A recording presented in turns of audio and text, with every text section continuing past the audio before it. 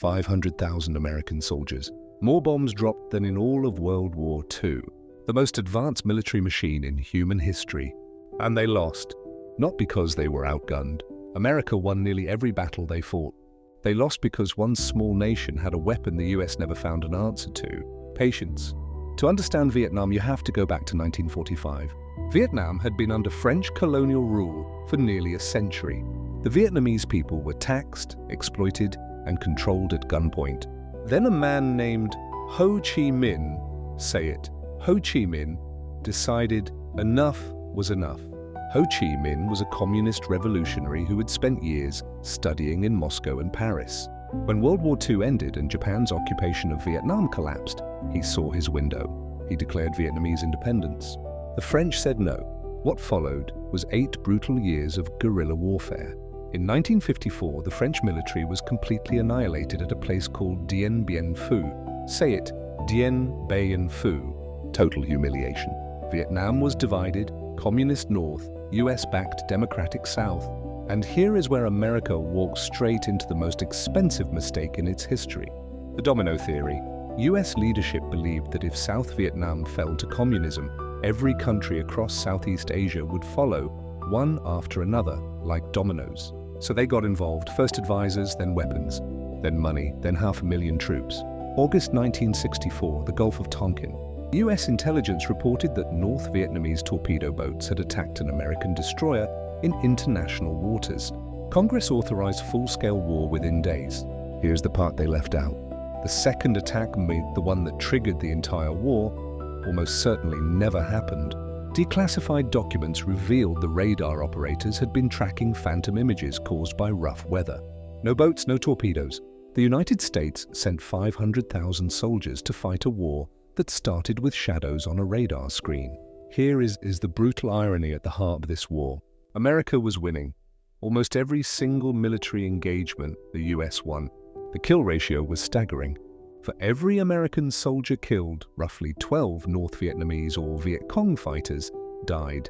US bombing campaigns dropped more explosives on North Vietnam than fell on all of Europe during World War II. By every conventional military metric, no contest. But the Viet Cong did not fight on American terms.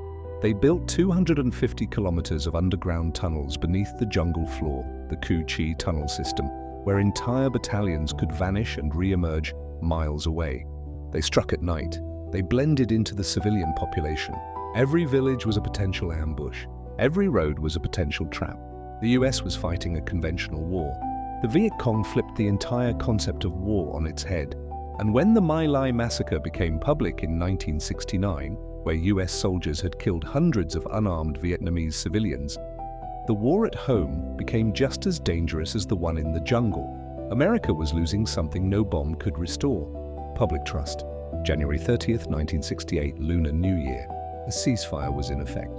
Then North Vietnamese and Viet Cong forces launched coordinated attacks on more than 100 cities and towns across South Vietnam. Simultaneously, they breached the US Embassy compound in Saigon. Militarily, it was a catastrophe for North Vietnam. They suffered devastating losses and failed to hold a single city. By the numbers, America won that battle. But every American watching the news had been told the war was nearly over. The enemy was broken, victory was close, and they watched 100 cities get attacked at the same time. Respected news anchor Walter Cronkite went on air and declared the war appeared to be a stalemate. When a man that trusted said the effort was failing, the American public believed him. President Johnson announced he would not seek re-election. The Tet Offensive was a military defeat for North Vietnam. It was a psychological knockout of America. Richard Nixon won the 1968 election promising a plan called Vietnamization, gradually handing the fighting back to South Vietnamese forces while pulling American troops out. By 1973, the Paris Peace Accords were signed. US combat troops withdrew. But the war between North and South Vietnam continued. April 30th, 1975, North Vietnamese tanks rolled through the gates of Saigon. The South Vietnamese government collapsed. The last US helicopters scrambled off the embassy rooftop as thousands of people below desperately fought to get out. The war was over. North Vietnam had won. The cost is almost impossible to process. 58,000 Americans killed.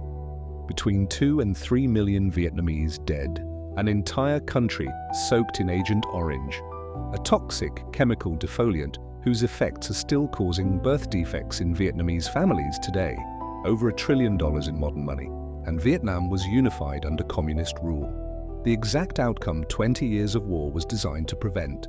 Here is the part that always stops me cold. Today, the United States and Vietnam are major trading partners.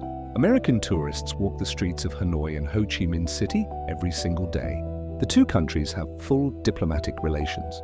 The war that tore America apart ended with both sides sitting across a trade table. History does not give you clean endings. The Vietnam War sure did not. If you want more history like this, the next video is already on your screen. And if you are new here, hit subscribe. New epic history every week. No fluff, no filler. Just the stories they should have taught you in school.